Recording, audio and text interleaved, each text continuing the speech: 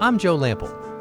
When I created Growing a Greener World, I had one goal: to tell stories of everyday people, innovators, entrepreneurs, forward-thinking leaders who are all, in ways both big and small, dedicated to organic gardening and farming, lightening our footprint, conserving vital resources, protecting natural habitats, making a tangible difference for us all.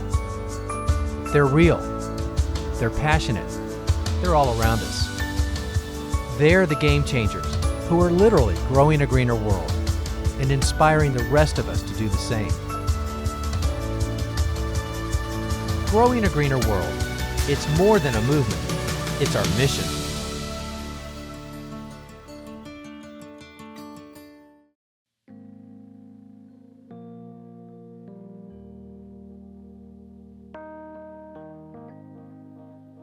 Thanks to more interest in taking care of the health of our planet and ourselves, the term organic is becoming a lot more popular and even chic in many cases.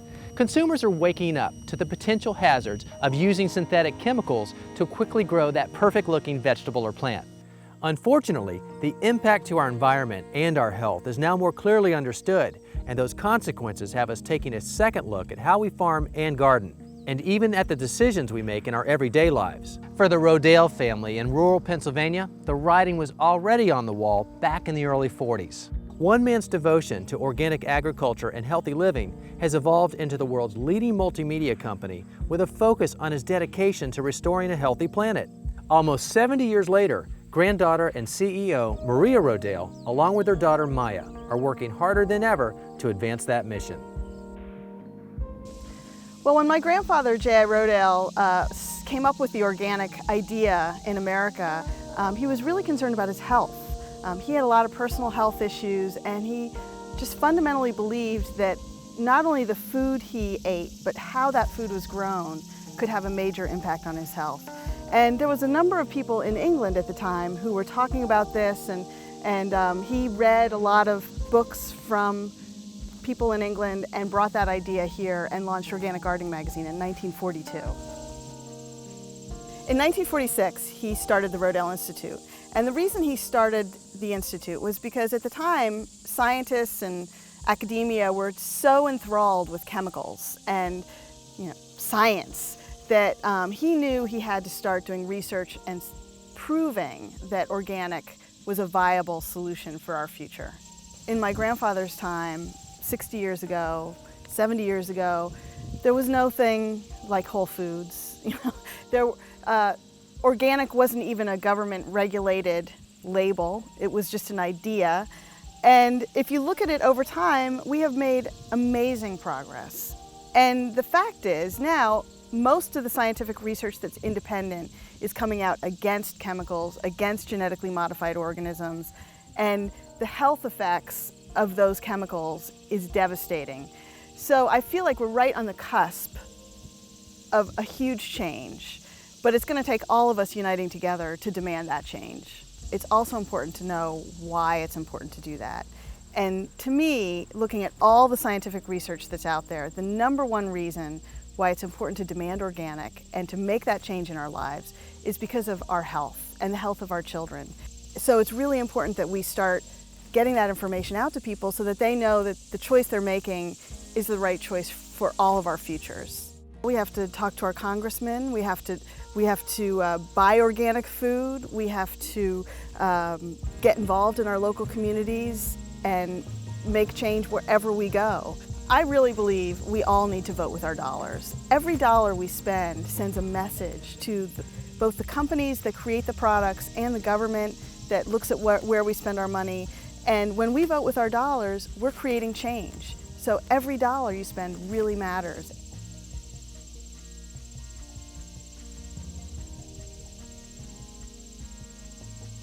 I think the USDA organic label is one of the most important labels that we have as a country. It took 20 years to develop, and while it's under pressure from companies to soften the regulations, it's under just as much pressure from people in the organic community who want to say, oh, local is better than organic, or I'm beyond organic. The more we can all unite around the USDA organic label and protect it, keep it safe, keep it pure, the more people can trust that label when they go into the supermarkets. And for most people in America, that's the primary thing they see and need to be able to trust.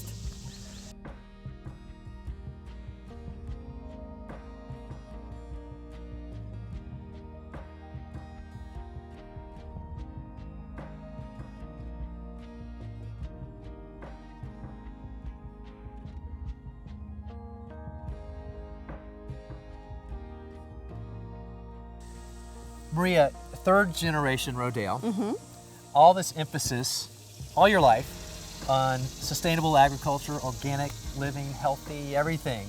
What is it like growing up here as a kid? It was so much fun. I wish every kid had the chance to grow up on an organic farm because, you know, you get to play outside all day and eat vegetables straight from the vegetable patch, and we had tons of animals, so it was great. And I didn't realize that it was unusual until I went to school and kids started making fun of me. Gosh. Well, here we are on a 333-acre farm that your parents found, what, about 40 years ago? And at the time, your grandfather's vision, because now this is the Rodale Institute location, was one thing. And today, is it something different?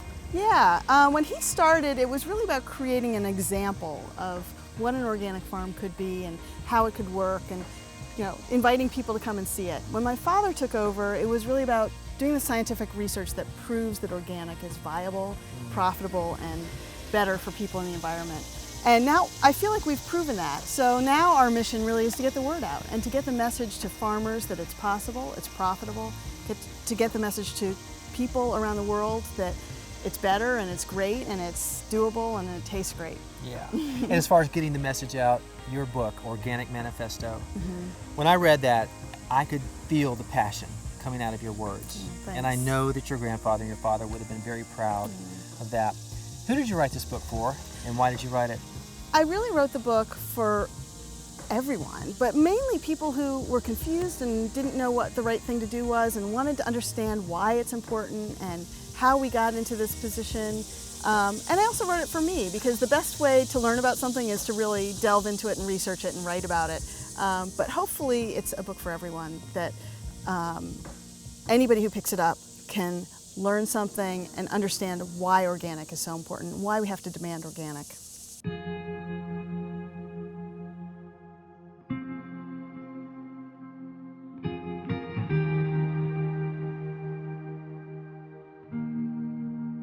As a family affair, immersing the next generation into the culture is serious business.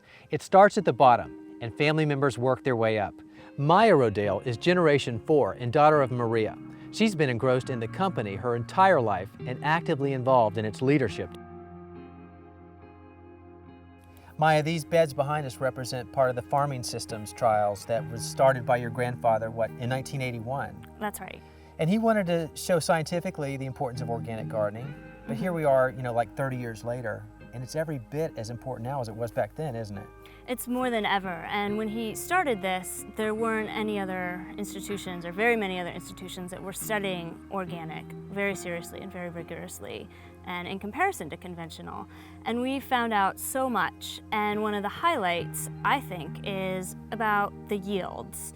This is particularly important to farmers and to people who care about eating. We hear a lot about, you know, can organic feed the world? We need to feed the world. And what we found after nearly 30 years of side-by-side comparison is that organic yields match or surpass conventional. And even better is that during years of drought, organic crops really hold their own. And also in periods of excessive moisture as well. They tend to deal with that water issue better, don't they? Yeah, we talk a lot here about healthy soil equals healthy food equals healthy people and equals a healthy planet. And in an organic system, it's really about the strength and fertility of the soil. So we're putting a lot of organic matter in there. Lots of roots, which holds the soil together, so that can hold in moisture, which will help in a year of drought. It also prevents erosion. And then in years of extreme moisture, we have a strong network of roots that can preserve the soil and keep it where we want it to be. And our existence depends on the soil, and we need it to be available to grow in, and we need it to be healthy and strong, because that, you know, it provides, it's the bed for those crops, and that's the foundation for our own health. Yeah. And, you know, again, if you care about eating, you should really need to care about the health and strength of the soil. I've always known organic. You could say I don't know anything else or I don't know anything better.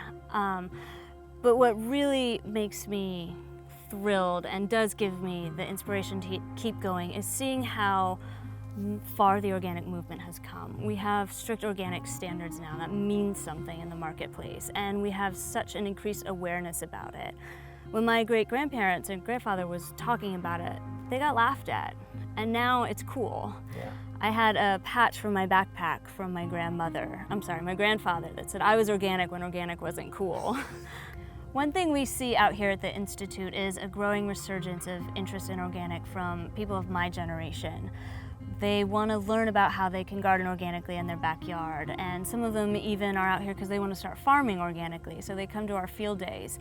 And a lot of what we do here that's vital to our mission is taking what we learned from something like FST and making that available to people who can really make a difference in the world. One of the best parts about the Farming Systems trial is the ability to see firsthand the difference between healthy soil and not so healthy soil. And we've got an example here. Right now, Maya, we've got conventional soil. Now, conventional soil would be typically probably what most people at home would have if they're not organic gardeners, because it's the basic chemicals, right? Right. Then we have organic soil. Now, it looks the same to me, but there's clearly a difference here. Right now it looks the same, but when we add the water, we'll see what a big difference there is between the two soils. Okay. So do you want to put the conventional All right. in? I'll do the organic. Okay, so just place it in there. Put it in. All right, now it's bubbling. That's What just the you air. can see, yeah, it's just the air. What you can see with our conventional soil right here is you can watch it falling apart. Yeah. There's no structure. In contrast, the organic soil is holding together really nicely, and that's because of the root system from our cover crops and because of the carbon sequestered from our composted manure. This has been weakened by chemicals. It hasn't had the cover crop, so it doesn't have that same root structure or organic matter. And already, in the few seconds that this has been in the water, this is already cloudy. As you said, it's breaking down, it's cloudy, and that's still clear. And I can just see it crumbling right here. Now, oh, look at that. Look how, oh my gosh. There's nothing to hold it together. Right. So in a runoff or a wet environment, all of this is running off the sediment. Any potential contaminants are leaving the system. Whereas here, look at that. That's rather solid. It's strong. Yeah. It's staying where we want it to be. It's a great foundation for our crops. And, you know, the water doesn't have the runoff, so we're not having issues with erosion that we have, as you can see here with this. There's no structure. Yeah, and clearly healthy soil results and shows up in the success of healthy plants. Exactly.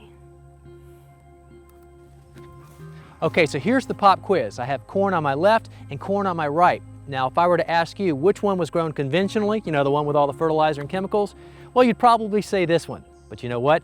You'd be wrong, because this is the organic corn. And the cool thing about it is, look at this. This was even started 2 months before this one, so the proof really does show up in the plants.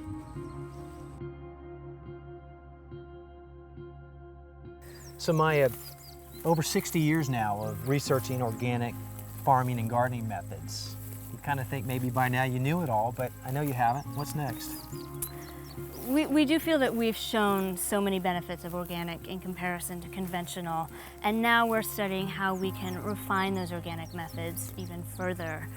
And the fact of the matter is most farmland in America is still conventionally produced, and we have a lot of acres left to transition. Yeah, and then that information can apply on a smaller scale to the home gardener. Absolutely. What do you think that your great-grandfather would say to you if he were here right now? I think he would be so darn proud to see how far the organic movement has come, and I think he'd be so thrilled that his family is carrying that legacy on, and that all the people that have believed in it and made this possible. Yeah. What would you say to him? I would say thank you. He really pioneered organics, and you know, he was ridiculed. It was a battle, and he made a great difference in this world, and I think it's an honor to be able to carry on that legacy. And it's a big responsibility, isn't it? Yes. but it's an important job. Someone's got to do it.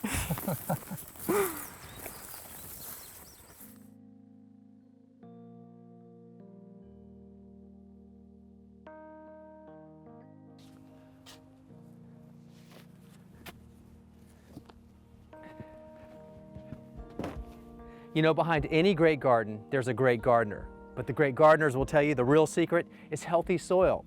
And it's hard to believe, but just 1 tablespoon of healthy living soil has nearly twice as many living organisms as there are people on the planet. In fact, in a thriving soil environment, there's an incredible diversity of living organisms on and beneath the surface. Collectively, they make up what's been described as the soil food web, where all these tiny creatures exist in a complex ecosystem we can't even see from here. They range in size from the tiniest one-cell bacteria, fungi, and protozoa to the more complex nematodes, which are microscopic worms, and arthropods. They include creatures we can see, like beetles and springtails, soap bugs, ants and spiders, and centipedes. And of course, the largest and most famous of the soil-dwelling creatures are the earthworms. Collectively, they have a really important job to do. Some eat the excretions from the plant roots, and then others eat the organisms that eat the excretions. But then their waste becomes plant food back for the roots. And then there are larger organisms that eat those organisms, and so forth. But it's even more than that. Along the way, these organisms are producing and storing food and nutrients for the plants. They're improving drainage, which reduces runoff. At the same time, they're improving the soil's ability to hold together better and retain moisture.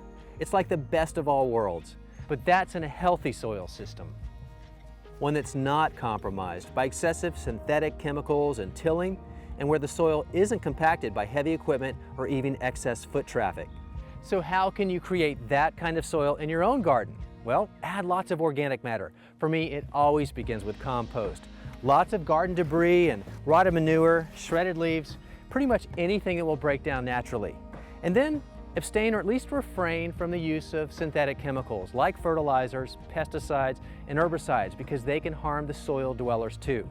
And then resist the will to till because that can burn up the organic matter and the carbon faster than anything else.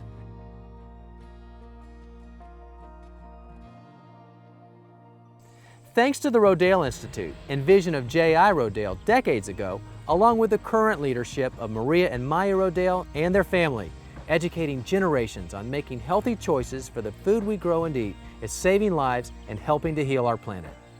As you've no doubt heard before, seeing is believing. And I hope that we've made believers out of you today because you really can grow a greener world without using all the chemicals. And as Robert Rodale was famous for saying, healthy soil equals healthy food equals healthy people. If you'd like more information about organic gardening or maybe just making compost, we have a lot of information like that on our website under the show notes for this episode. And the website address, it's the same as our show name. It's growingagreenerworld.com. Thanks for joining us, everybody. I'm Joe Lample, and we'll see you back here next time for more Growing a Greener World.